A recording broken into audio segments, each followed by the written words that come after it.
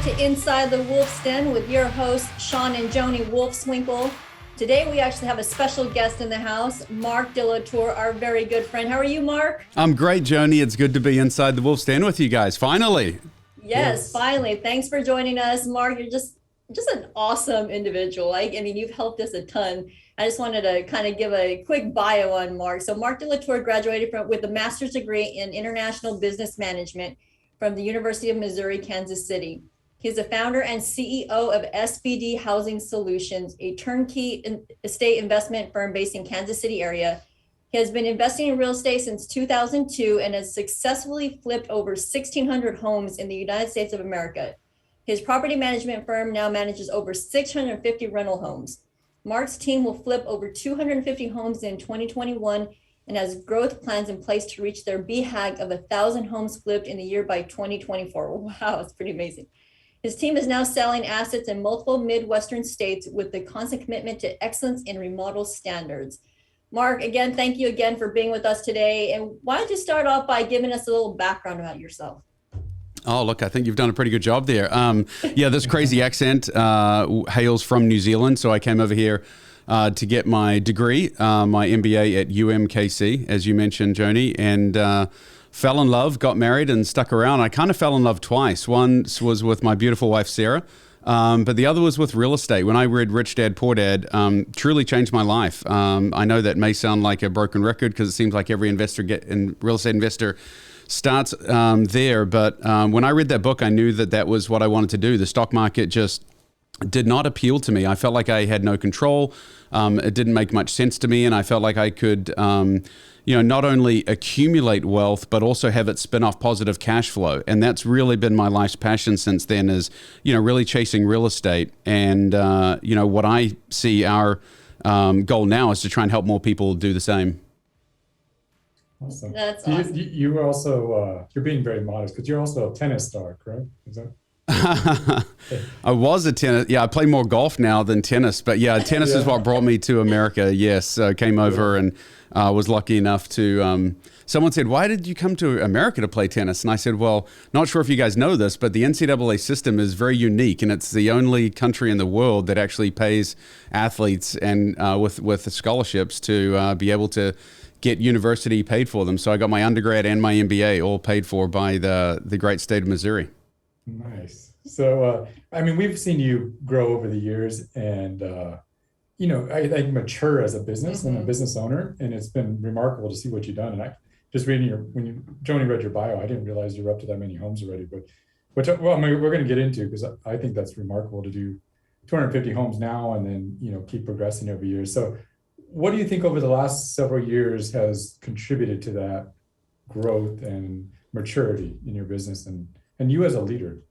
Yeah, I think one of the biggest things for me, Shaun, was just actually that humble moment when an entrepreneur realizes that you can't be the answer to every question. And surrounding yourself with more talented individuals is the best way to go. You always hear that you don't want to be the smartest guy in the room, but it's a big leap where you have to start, quite frankly, paying people much more than you're comfortable typically paying as a small entrepreneur to get the better talent in the room. But once you do that for the first time and you get someone extremely talented in that room that can really operate at a high level, you quickly learn that the ROI on your talent is way better than any ROI in the company. And so I think the realization, and it was a hard one for me, it was really kind of a hit rock bottom and then, reach up for help. But in 2017, when I kind of hit bottom, I kind of felt just like a genius with 1,000 helpers. You would just everything. I was a funnel for top-down decision making. Every decision had to be made by Mark. The decisions were what would Mark want to do rather than what is the best thing for the company. I mean, I look back now and just think how crazy it was to be operating at a pretty high level. I mean, we're flipping 100 houses a year and really would just it was just required so much of my time and input. Mm-hmm. And I think the thing that's allowed me to scale and grow and not lose my mind is just putting some talented individuals around me and really trying to level up my talent base. Did you have some because Joni and I have always been very open and willing to share, but also I can't remember the word I'm looking for right now. But we share our failures, we share what works, where we're falling. So especially on the show, but vulnerable. Was there times where you in your business where you had to go through those, I guess, valleys, and can you share maybe a couple of them where maybe that at the end, now looking back, you're like, well, now I can see why I went through that. At the time they were horrible, but that maybe got you to where you are? Because I think a lot of times we have to learn through those valleys before we can really. No doubt. So I had two massive, impacts that kind of affected my learning curve in a deep way. Got punched in the face twice hard. The first was in 2008, and it ironically wasn't because of the downturn in the economy, but one of my business partners at the time lost his job. I had scaled my first iteration of SBD housing using two silent business partners to kind of bankroll the operation. And I was the operating principal, and I had two business partners that were just the money behind it. One of them lost their job, and unfortunately they were best friends, and there's no other way to say it. They kind of conspired against me, and it was a very hostile takeover of the company where they kind of voted me off the island. So that was a really tough learning curve for me at the time when I realized that owning a third of a company, and it was a big company. We had 120 rental property at the time, on top of what we were flipping every year. And that just got swept out from underneath me.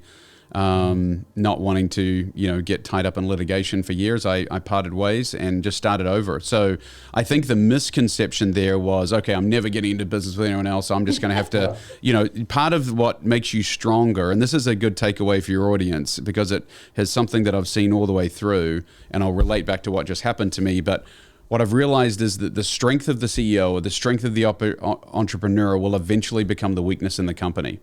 And the strength of myself was my resilience and my willingness to not give up and just get stuck in and turn the corner and start doing it all myself.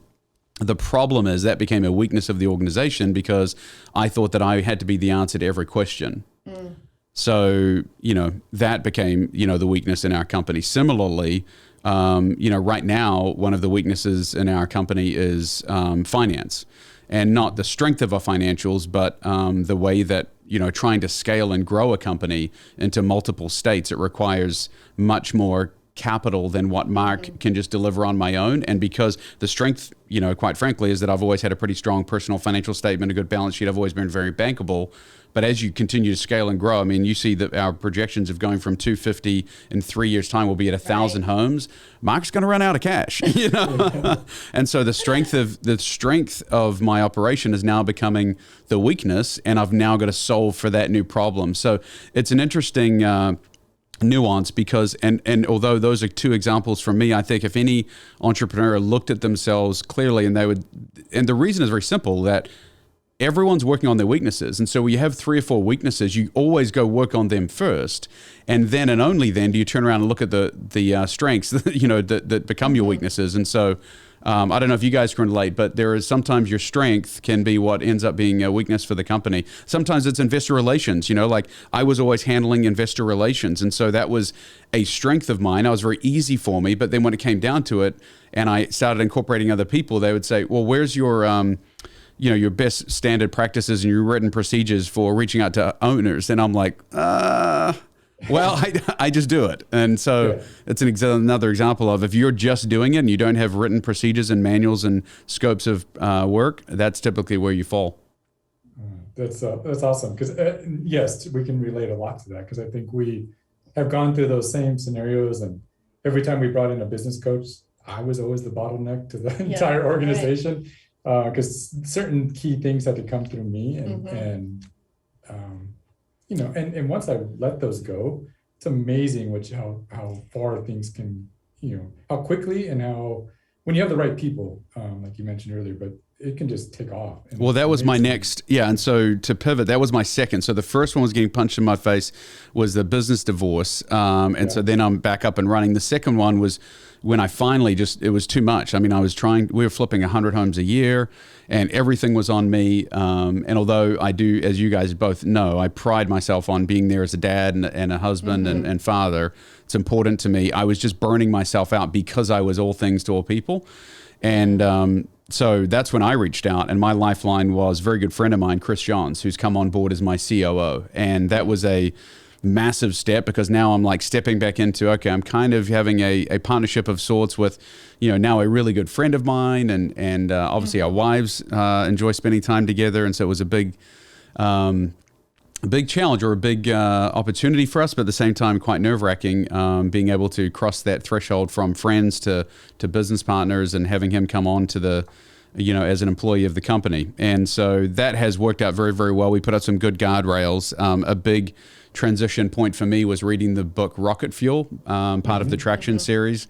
Yeah. And you open it doesn't even wait for the first chapter. It says inside the dust cover, it says, if you're reading this, you're a visionary and you are the problem. And so I'm like, okay, I can relate. I'm a visionary. So, and I appreciate that, because I think what attracts to Joni and I is like humble people and people that are willing to self-examine themselves and be open about it. And we're all human. We all make mistakes.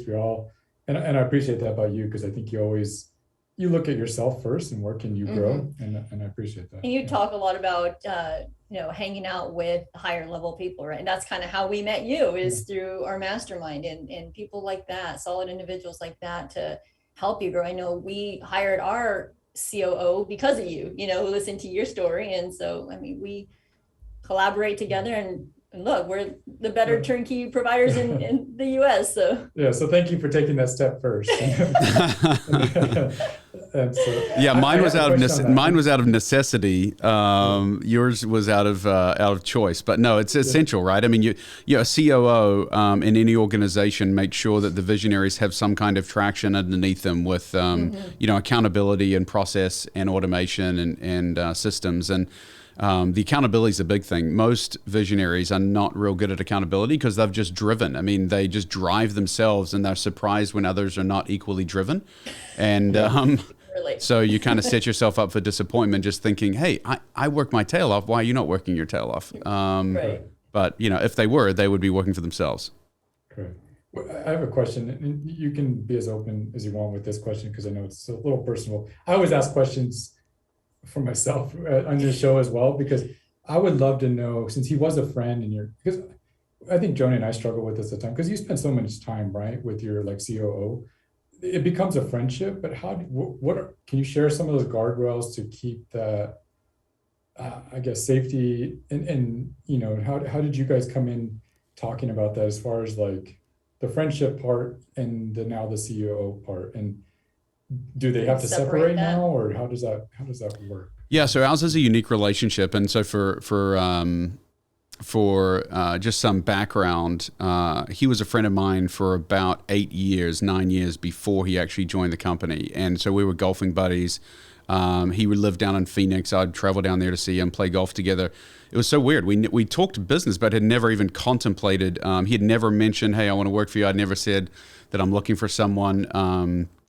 It was only when it was kind of interesting. Auction.com, as a total pivot, came in and really disrupted my business because they started advertising and promoting and organizing the information on how to get information on the courthouse steps. Because if you recall, guys, for the first 15 years of my business, I was buying solely on the courthouse steps. And when Auction.com, I could see in the future that this was going to be taken away from me because they were really organizing the data. Before, it was just me and like 2 other guys on the courthouse steps competing.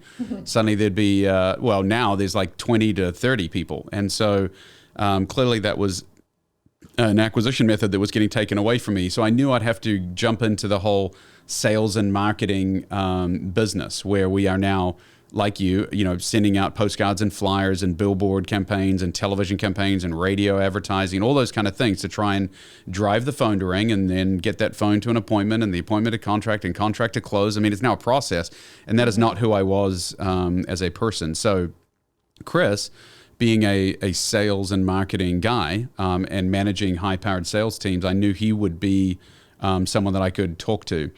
As it progressed, I really brought him on initially and through my wife's wise counsel, said, hey, look, let's walk before you run. Let's make sure that he's the right fit before you go all in. And so we had him on as a consultant for about 4 or 5 months, and then permanently after that. And the Guardrails we have up now, honestly, I think I would say that he respects me and I respect him. And I think it starts there. And I mean that like in all senses of the word. Like you do not hear him. I mean, obviously, if we're on the golf course and just joking around with our buddies, we can take our guard down and he'll, rib me just like he would anybody else. Yeah. But that does not happen in the office space and with any of our employees around.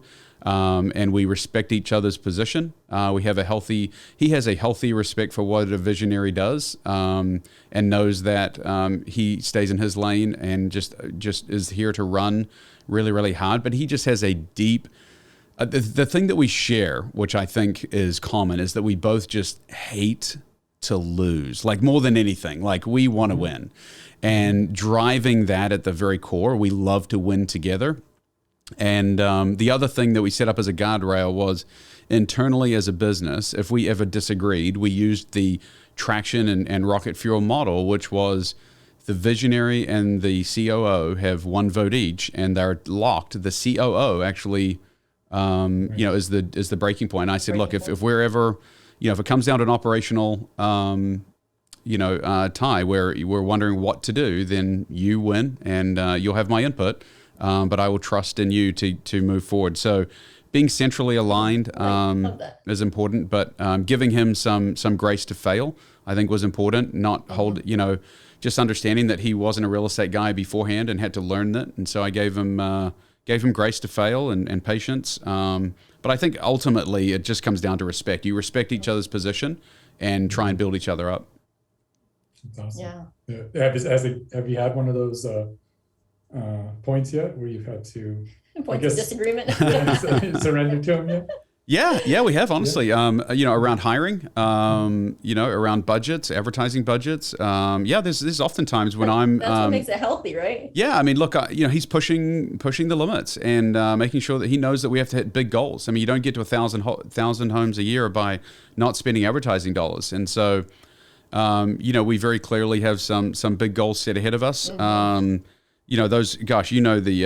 Memphis Invest guys and REI Nation are just crushing right now. They just hit 7,000 homes under management. They're doing some great things, and they're kind of a flagship of what turnkey providers can do. And we certainly look to them as a shining star of someone that we would try and surpass one day.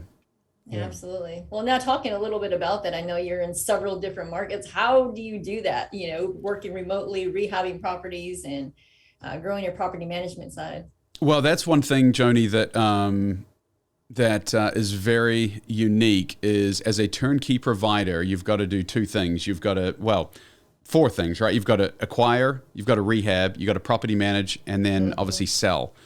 And so, acquisitions in multiple markets, I'm sure you guys can understand as long as you have good, answer the phone and set appointments and that kind of thing, you can do it remotely. The biggest challenge for us was the rehab component. How do you rehab in another city and maintain the quality and control? And that's what we have, fixed for. I honestly, I think in Kansas City, there's in most metros, I'm sure you guys feel the same way in Houston, there's a limit to how many deals you think are available in that metro market. And I don't think we could scale from doing 250 to 1,000 in Kansas City without really compressing margin. And we want to scale the volume number. As you know, in business, you've got volume and margin, and you can move both. We did not want to just reduce margin to increase volume. We want to increase volume and not reduce margin. So for us, we're looking at a business model and realizing, okay, how can we do that? And I thought the easiest way was to just go into multiple markets. And so we looked at the rehab model really, really hard. We got our written scopes of work. If anyone's interested in our procedures, we actually have them openly on our website. It's sbdcontractor.com. Anyone can just go there and pull down exactly the SKUs, the codes, the pictures of our houses, of what everything should look like. So if in doubt, they go to this webpage and every contractor knows exactly what they should be rehabbing a house at. So literally with the links to Lowe's lighting and Home Depot's lighting and all of that stuff. So we got really, really dialed in on the what we wanted it to look like. And then it came down to the who was going to do it. In Kansas City, we have two models. We have one model that is, we have general contractors that only work for us that are out there, rehabbing. And those guys, they know our product. They've worked with us for years and they're really, really good at what they do. But you can't, that was really, really hard model to scale. Even inside Kansas City, going from 100 homes to 250, it was hard to scale the model of having enough GCs that would just effectively be like a builder, contractor. They would run the entire job. They would pull in the subcontractors, because then you just have a list of preferred subcontractors, and the GC was responsible for running the entire job. We outsourced. The way that we were able to scale was using nationwide remodeling companies, which obviously you pay a premium for, but outsourcing effectively to, or onboarding them to our way of doing things, but outsourcing. So we just say, hey, give us a bid. They give us a bid, like an all-inclusive bid, and then everything's done. And so we have 3 companies now that are able to do that for us on large scale. And then we've been kind of picking our markets, obviously, where those guys are located. So we are now down in Montgomery, Alabama, and about to move into Huntsville, Alabama, for that reason, that we have a really good Alabama rehab crews down there and they're ready to go. And then it's just a matter of turning on the advertising and marketing and driving that. Then we go in on the PM side and do a JV PM agreement where we control all of the owner communication, but as far as the boots on the ground, that's done at the local level. So that's kind of a glimpse into it, and that's how we've been able to scale into multiple markets, is not trying to go and hire crews in those places and have employees in those places. It would just be a challenge. That makes sense. That was my next question. How? Well, it's kind of what David Phelps is one of my mentors and a dear friend of mine, and he's always preaching who, guest of the show. There you go. And who, not how, right? It's like, it's not how you can get something done, but who can help you get that thing done. And so for us, it was all about getting the right partner and collaboration versus competition. And the simplistic or the beautiful part about all that, you kept it really simple. Yeah. You didn't try to overcomplicate it with employees and setting up entire operations. And that's awesome. And do you feel, is there, like, you're paying a premium for the contracting? Is still within your budgets? And then how do you control them a little bit? How do you manage them to make sure that they're running a solid business and meeting their measurables and all that as well? Yeah. So, I mean, Shaun, the answer to that question as a great business owner that you are, but it's all about, in any business, it's all about meetings and a cadence of meetings and accountability and process. So the process is Build a Trend. We use Build a Trend they're required to upload photos and pictures so they can see exactly what's going on. They have to meet certain milestones, A, so that we can see what's going on, and B, so we can get our construction draws from the banks. And then we have weekly meetings, like they are in our office with our director of construction, on a weekly basis. The one guy that's the Kansas City representative of their companies, they come in and literally talk with us. And if it's not a local guy, we have Zoom meetings. So, I mean, technology is a beautiful thing where you really can there's no excuses for not having in person, even just face to face like you and I are today, right? No reason for me to fly down to Houston, although I'd love to go to Game 6 on Tuesday night. If you've got tickets, let me know. Yeah, go Stros. But no, there's no reason for not having that same level of accountability. So it's just a matter of just communication. I mean, gosh, just talk to people, right? Just communicate, and it comes down to good communication. Yeah. How are you selecting your market? Is it just based upon them, or are you looking at all of it? Like, no, yeah. So that's one component. I would say it's kind of 4 things. One is where our rehab crew's going. 2, where there is, demographics, obviously really strong demographics. And then the third would be economic feat. Do we think that the city is going to grow at a rate that would be sustainable for, 20, 30 years? Keep in mind that I think our philosophy is the same as yours, where we're looking at buying and holding. So it's not so much, can we go get a smoking home run deal today for our investor? It's more, will this property cash flow? And over time, will it double in value in 20 years' time? And in those markets is kind of where we hit it. So for us, it's certainly that tranche along the Midwest. just those good Midwestern towns, kind of I would call them mid-major markets, no Atlanta, Houston, New York, or LA. Those are off the market for us. We're looking at Kansas City, Omaha, Nebraska, Huntsville and Montgomery, Alabama, Tulsa, Oklahoma, Northwest Arkansas, Springfield, Missouri, Wichita, Kansas, those kind of just good Midwestern towns that we feel like, if you've read a book called Fate of the States, it's a really interesting read that talks about the drain from California, Washington, and Oregon into Texas and the Midwest, and then from New York and New Jersey down into Florida and the Southeast. And so, there's clearly a drain from the blue states to red. And, we are just banking on the population base increasing and still looking for a quality housing. And that coupled with obviously the major movement from, do you own your own home, to, people that are content renting their home and investing the difference. We feel that we're in a good place to capitalize on that. How many markets do you feel you have to be in to hit 1,000? Do you guys have that? Yeah, so we have it's 12, but that's overkill. I think by 10 we will be at 1,000 a year. Because I think, we were looking at the model and looking at it, and we have it all on a spreadsheet, as you can imagine. But, we're looking at like, okay, how hard would it be to go in Kansas City from 200 to 300? And we're like, man, that's, we'd have to compromise margin and maybe drop and do this and that and do some more things. For us to go from 0 to 50 in 2 other markets, probably not a big deal. We can go buy 5 houses a month. I mean, we're buying 25 houses a month right now. For us to buy 5 in any market, that's just with wholesale relationships. We can go in with a bunch of wholesalers and say, hey, let us be your designated buyer, and we'd love to. So actually, shout out to any of the wholesalers working in some of those markets that we were talking about.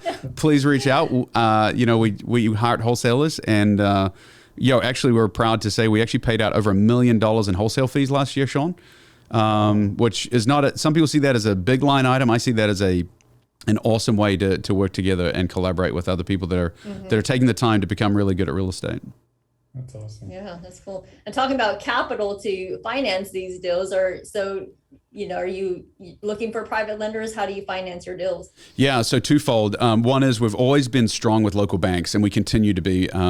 Shout out to Encore Bank. They're a really progressive, fast and up and coming bank in the Northwest Arkansas area that's kind of going into a lot of these minor markets. So we're really excited about starting a banking relationship with them.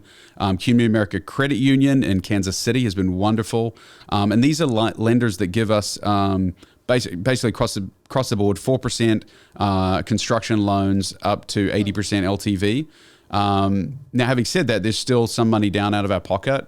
We measure something in our business called CTU, which is effectively just cash tied up in the organization. And we're running around 30,000 cash tied up for every house we buy. And so to float that, we have started a fund, so a private equity fund, that's kind of helping us, grow and scale into these other markets. Again, that was one where I was financing all that myself, but as we have scaled into these other markets, we've needed to go private equity. And so we offer an 8% fund where private investors can just invest in our fund and get a solid 8% return. Sweet. Very cool. I always ask, since it's been such a question mark, and there's been a lot of unknowns the last 18 months. And so with you taking this aggressive approach into multiple markets, growing and scaling, I would love your opinion on where do you think things are headed in the next couple of years? I know you don't have a crystal ball. If Mark had a crystal ball.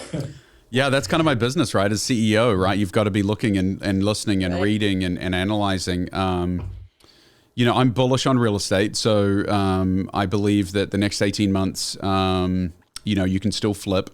As you know, for the listeners out there, you guys know, for the listeners out there, we operate in twofold. About 70% of what we do is buy, rehab, get it rented out, and sell as a full turnkey rental. We also have 30% of our portfolio that we actually flip, meaning on the MLS, on the open market. Pretty much anything 200,000 and below will full turnkey. Anything in that kind of 300 to 700 range, we flip. So we do have a good pulse on what's happening, days on market, and those kind of indicators that we're looking at on the flip inventory all the time. And I still am very bullish that 2022 will be a very good year for flipping real estate, because we're eyes wide open. Our full turnkey model is very regimented, and It's really not cyclical at all. I believe that just in the downturn, you just get slightly better margins and better returns, but you can still buy, rehab, and sell to an investor that's wanting to build a portfolio. But I clearly am aware that it's purely flipping is speculation. And so we're well aware that we don't want to put too much cadence or too much into this flipping inventory, which is why we only do around 60 or 70 flips a year. Having said that, I'm very aware of the iBuyers, right, and what they're doing. You saw Zillow is probably hot and heavy, OfferPad, Zillow offers, and on all these companies that are coming in and buying. So you've got the iBuyer impact. You've also got the hedge funds that are coming in. So we're actively working with a bunch of those hedge funds, and I would encourage people out there that are scared of them to just do more due diligence. I think that these guys are here to stay. I think they value single-family real estate, and they can be a good buyer for you. So anyone that's in real estate should be finding out a way, not how do I compete with them, but how do I collaborate with them? How do I work with them? Know their buy box. What are they looking for? And be a supplier to them, because they are a unlimited source of of capital. And so, I think that, Cliff Notes, I'm not giving you any specifics, but I'm a believer that 18 months of real estate we still have on a bull run. And then after that, there has to be a correction. We're thinking that 2024, probably in line with the election, will be a down year in the economy. I know that typically the election years are not massive swings, but I do believe that either just before or just after that election will be a big downturn in the stock market. But we are just positioning ourselves to take advantage of that, because if real estate is affected, which again, I don't see it being majorly affected, but if it is affected, we will be there to just capitalize on it and sell even more assets to our investor base. Have you got into development or building yet? Or? Yeah, so we're not as much as you guys, but we are breaking our teeth on that. We've bought about 20 fourplex lots. So we're going to be putting about 80, next year 80 units will come out of the ground. We're doing 20 fourplexes. Excited to roll that out. We haven't, we've partnered with a builder and got permits. And so I think in the next 30 days, we'll be breaking ground and rolling them out to our investor base. So we're excited about that. Awesome. But we chose not to do single family, but just go straight to those fourplexes. Yeah. And they'll move so quickly. Yeah. And I think you'll find out you'll love it. But, it's something that I don't think I'll go back to flipping, to be honest with you. I mean, when the market corrects and all that, I probably will, because the margins will be there. But we've really enjoyed new construction. So I'm just curious, as you've grown, and because this is something that Joni and I have gone through over the last several years, is you're on this massive projection growth and you're killing it. When is enough? What's your next? It's from our good friend Dave Phillips. What's your next? Yeah, so really good question, and actually one that I got challenged recently. So I have got a CEO coach named Daniel Marcos. So I think you guys know. Yeah, we know very well. Yeah, so Daniel's really been challenging me. Mark, I know you like to win, but why? Why? Why? And so I don't have a specific response to that, other than I am passionate about giving people the option of investing in real estate. I believe that the real estate industry for the longest time has done a very poor job of catering to the high income, high net worth individual that wants to get into real estate. And I don't think turnkey should be the only thing. So we're not limiting ourselves to just being a turnkey provider. So when you ask what's my next, we want to give high income, high net worth individuals an avenue to divest from the stock market and invest in real estate in a safe and secure manner. And that's what we're offering. So we have kind of a four-pronged approach. One is obviously single family turnkeys. The second is new construction. To your point, that will be a move for us constantly moving forward, is giving them some new construction. The third is multifamily syndications. We are starting to do multifamily syndications. We've done 3. We intend to do now 2 or 3 per year, which will give our investor base, which is obviously, clamoring for the deployment of capital, we'll be able to give them an opportunity to deploy that capital into qualified investments.